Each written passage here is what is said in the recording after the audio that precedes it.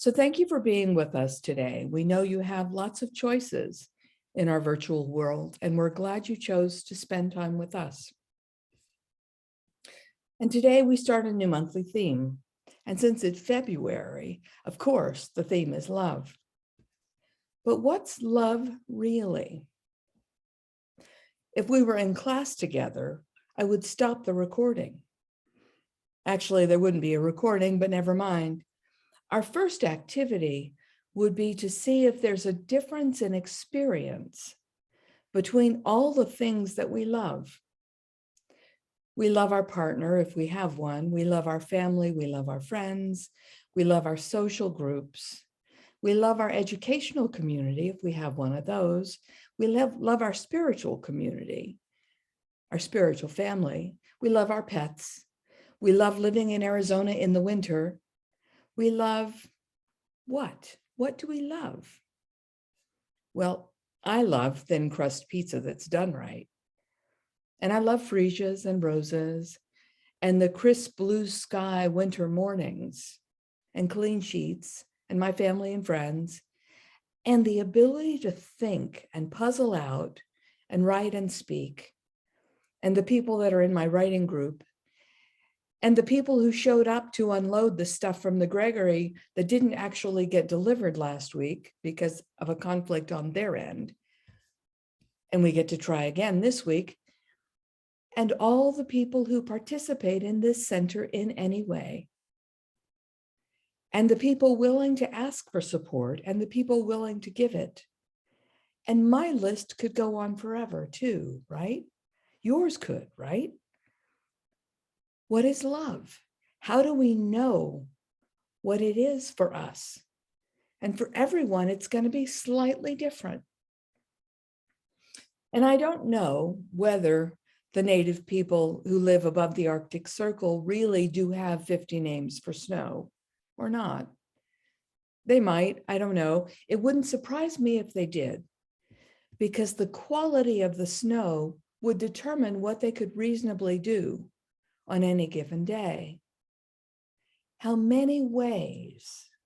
I mean, we only have one word, love. How many ways do you experience love in your life?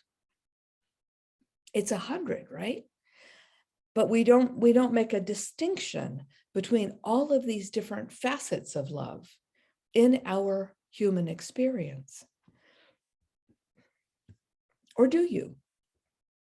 Do you make a distinction? Or do you just lump them all together in one, great big pile?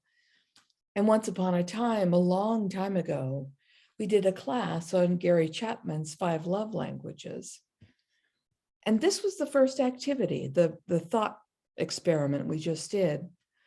The people in the class were surprised at how broadly they used this one word, love, and how many ways they already experienced love in their lives, even if they didn't think they had love present. Because we think love is just one thing, and it's that romantic attraction between two people. It's like, oh no, it's way more than that. So what's love to you? Is it an impulse, a feeling, an emotion, or is it something else or something more? It's so easy to get ourselves confused on this seemingly simple point because we don't think we have control over our feelings and our emotions. I bought some roses at Trader Joe's this week because I love that particular shade of magenta. I was looking for fresh flowers at my house because I enjoy having them in my space. And I hadn't been attracted to any that I had seen until this particular bunch caught my eye. And it looked like somebody had taken them and stuck them over in a corner separate from where they were supposed to be so they could pick them up later, but I beat them to it. So I brought them home. We talk about falling in love or being in love as though it's a thing that happens to us rather than a particular decision that we make. And it feels like that sometimes. The country song by Johnny Lee from the 1980s, Looking for Love in All the Wrong Places, reminds me of how we can and do look for other people to help make us feel complete or okay about ourselves. It's a thing we do as humans, right? And I wonder about that.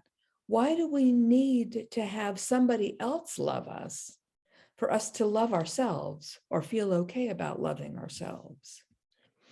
Western psychologists have made a fortune off this question. And it's so embedded in our personal physiology and our own psychological history. And if our mothers or some particular adult human didn't love us as babies, that sets up a story in our head and creates a gap that we then look for someone else to fill for us until we learn that we're able to fill it for ourselves. I started reading Will Smith's biography this week. It's called Will, by the way, and it's an autobiography. So it's him with a ghostwriter working out how to describe his story. And his story starts out a lot harder than I expected. His story starts out with his father teaching him about discipline and will. And he does it in what I would consider a very hard way. And yet Will didn't pick up the hardness of it as much as he did pick up the discipline of it. And his mother taught him the value of being smart and educated. Do you hear a lot of what you would think of as love in those two? I mean, discipline and will is not exactly love in our general definition, nor is that expectation of being smart and being educated. But those are forms of love if we can expand our definition large enough. Now, his grandmother was the one who instilled in him the idea of love, unconditional love, sort of. He learned at a very early age, if he kept his alcoholic and abusive father happy, pleased, or entertained, then no one would get hurt. Doesn't sound like love, right? And his mother appreciated his ability to tell imaginative stories. And she always expected him to make something of himself. That doesn't sound like love according to our definition either, does it? His grandmother's love, which was the cleanest, purest love he had as a young child, was also mixed with an expectation that he would perform, and he would perform well. So did he have love in his young life? Yes, no, maybe. And yet he was able to, by his decision about that, reframe his early life experience and see his upbringing as a loving one, because it gave him what he needed to succeed as an adult. In the section of Will that I read last night, he was talking about performing to have an experience of love. And these are the words he wrote.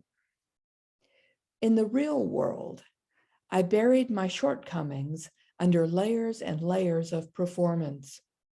I adopted a personality that was indefatigably cheerful, upbeat, and positive. I responded to the dissonance in my world by remaining purely constant. I was always smiling, always fun and ready to laugh. Nothing wrong in my world. One day I would be in charge and everything was going to be perfect. We're going to have a big house on a huge property and everybody's going to live together and I will take care of everybody. I would be the golden child, my mother's savior, my father's usurper. It was going to be the performance of a lifetime. And over the next 40 years, I would never break character. not once. Is that love?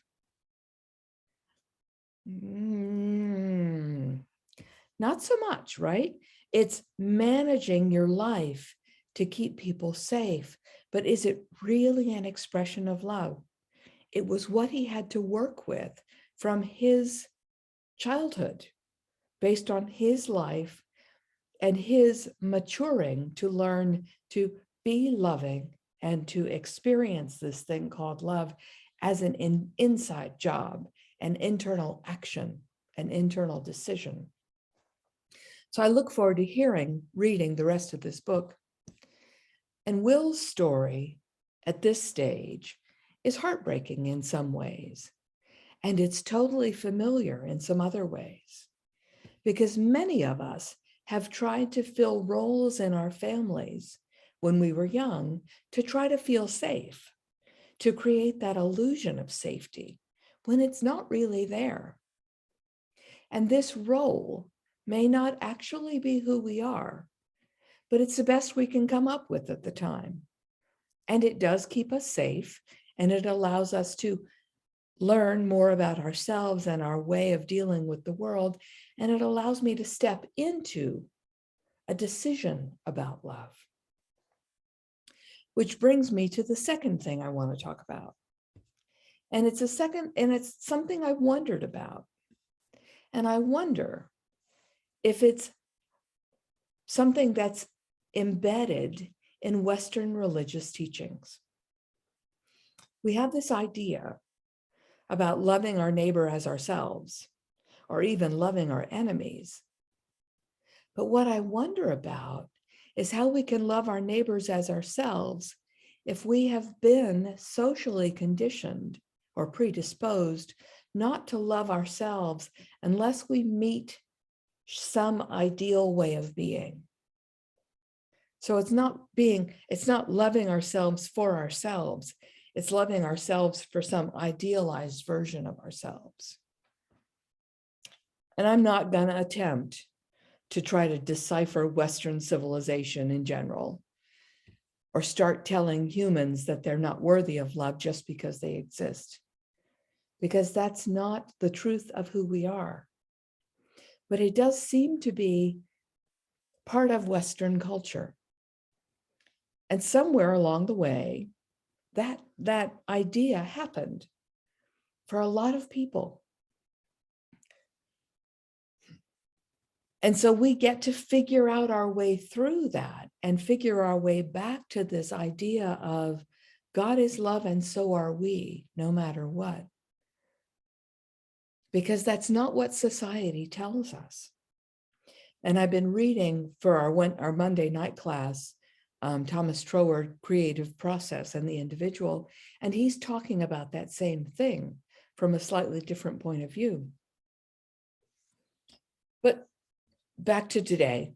So Louise Hay, a woman that we all know and love, right? Her most powerful affirmation, in my point of view, is, I love and approve of myself exactly as I am. Which means I don't have to change anything. I don't have to be different. I don't have to be perfect. I don't have to perform. I don't have to be special. I love and approve of myself just exactly the way I am.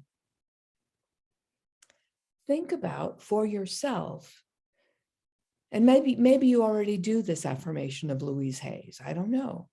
But if you don't, think about whether or how your life would change if you repeated that affirmation. I love myself. I love and approve of myself exactly the way I am. 20 or 30 times a day, every single day for a month. Would that change your experience of life? I love and approve of myself exactly the way I am. Or are you already so grounded and centered in love that you're just cool like you are? Well, if so, congratulations, because most humans are not. And so I want to remind you also, most of you have been through foundations class, And you remember that exercise of monitoring your thoughts for a week and noticing how much negative self-talk there was.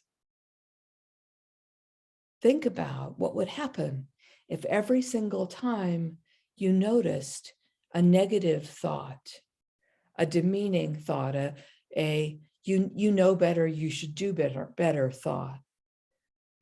What if every single time a thought that kept you down showed up in your head, you said, hang on a minute. I love and appreciate or approve of myself exactly as I am. How would your life change if you were able to rewrite your self-talk and change it from this critical voice to something that's kind and considerate and affirming? Just saying, right? Because so many times we have this critic in our head that's demanding of us some level of behavior that isn't real, because it's not part of our experience. And yet we have the ability and the authority to change that negative self-talk and turn it to this other point of view. I love and approve of myself exactly as I am. And so this, and I'm going to push this as a Western idea, because I think it mostly is.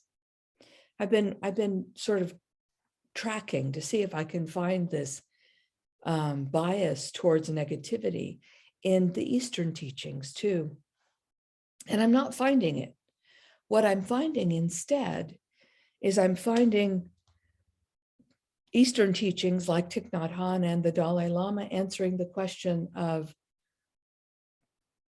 how do you love yourself much differently. And in a fabulous video from 2014 from Thich Nhat Hanh, there was a question posed to him by one of his Facebook followers. How do you love yourself? And his answer, delivered in his gentle, kind, compassionate, mindful way, starts off, first of all, you breathe in mindfully. And of course, the audience giggles, because everything he teaches, well, first off, you breathe in and you get in your body and you notice you're in your body. And then he continues, breathing in, I know I have a body. The body is a very important part of yourself. You spend 2 hours on your computer, you're stressed, you don't know how to stop, and you forget completely that you have a body during those 2 hours. You're looking for something in the future, in your work, and your body suffers. So the first act of love is to breathe in and go home to your body. Breathing in, I know I have a body. Hello, body. I'm home. I'll take care of you. To be aware of the body is the beginning of love. That's not how we think about it, right? We're looking for love in the wrong places. Knowing I have a body, taking care of my body, paying attention to my body is the beginning of love. And then he continues, when the mind is home to the body, and he puts his hand in the namaste pose in front of his heart, mind and body are established in the here and now. And he continues, you might notice 2 things. The first thing you notice is that your body is a wonder. You get to rediscover that your body is a wonder. Your body is the seat of consciousness, the consciousness of the cosmos. And you don't know the value of your body. The entire cosmos has come together to produce this wonder that is your body. I'll post a link to his Q&A session in the newsletter this week. And you may also remember His Holiness the Dalai Lama being puzzled at the question posed to him by an advanced meditation practitioner from the West about what to do about self-loathing. He didn't even understand the question because it wasn't part of his reality. I'll post a link to that conversation as well. So how can we love others and our world if we don't love ourselves? Yeah, but I hear you thinking, and I hear the parental voices in my own head telling me not to think so highly of myself. There is a difference between loving the self, seeing the self as deserving of love, seeing the self as deserving of acceptance and appreciation, and mistakenly thinking that each one is the most important person on the planet. I listened to a podcast earlier this week between two psychologists, Arthur Brooks and Scott Barry Kaufmann, about how our worldview changes as we get older. One of the many good points that they made was about the difference between the way the world teaches us to interact with us. Whether it's the world's way, use people, love things, and worship the self. And he says, yeah, it's a selfie culture where you have 47 pictures of your face. That's worshiping the self. And I'd never thought about it that way before. They offered, Arthur and Scott Barry offered a healthier, sane alternative, which if we think about it, we know this, right? To use things, love people, and worship the divine, whatever we consider that to be. For some people, nature is the divine. For some people, this experience of cosmic consciousness is the divine. For some people, the divine within themselves is the divine, which is a whole lot different than saying, I'm the hottest thing since sliced bread. It's, I worship the divine in me, and I worship the divine in everyone. So before I close, I want to repeat today's spiritual thought from Dr. Ernest Holmes and Dr. William Hornaday from Help for Today, page 138. Love is fundamental to all liberation from difficulty, whether it be mental or physical. We are born with an irresistible desire to love and be loved. And that within us all, there is an irresistible Within us all, there is a creative impulse which ever seeks fulfillment and cannot find satisfaction until that energy is expended. It's not the receptive energy, it's the giving energy. Love is the foundation on which our whole psychic and spiritual nature is constructed. It is the great impulsion of every human life. Now, I want to close with this daily reading from Dr. Christian Sorensen from Seaside Csl in Encinitas.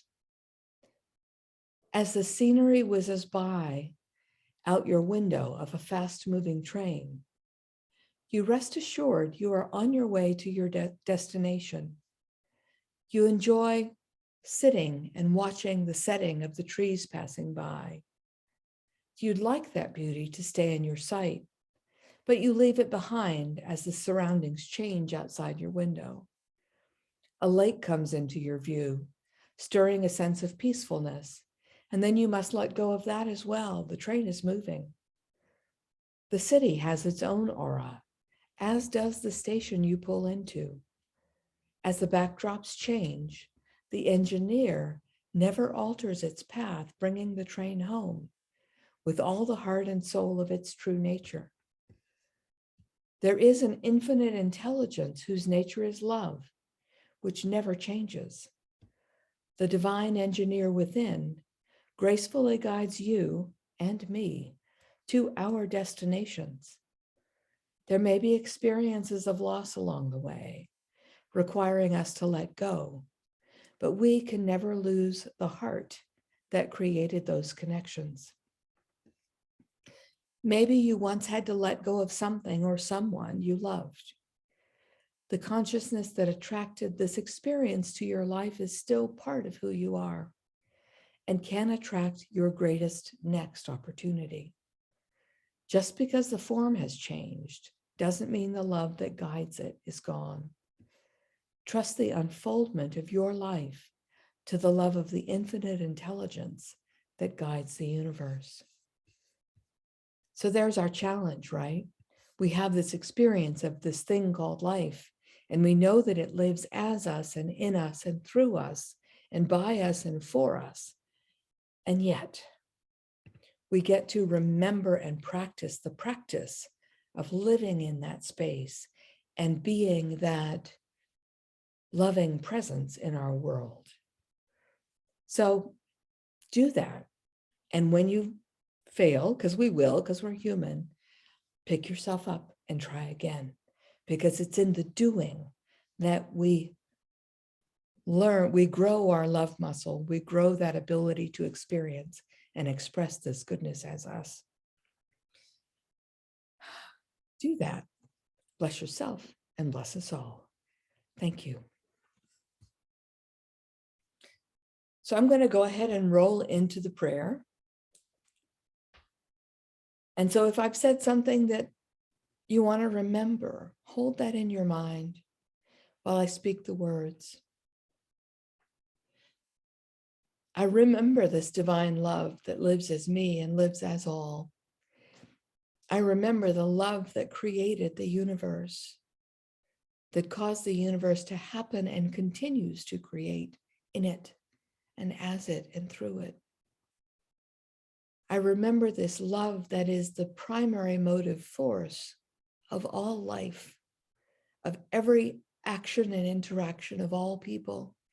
And I know that this love lives as me and as each beloved here. And so even though I forget, and even though I have experiences that don't look like that, I get to remember. Love is a decision I make. Love is an intention I have. Love is my choice to see life as love. So even though I have to back up sometimes and try again, I remember and remember and remember again and again and again. God is love, love and light and joy and peace. And God as love as me, God as love as each one, is the truth of our being. And so I live as love, and I know that truth for and about each beloved here. And I relax into that truth, recognizing the gift as already given. And I accept it, and I let it be. And so it is.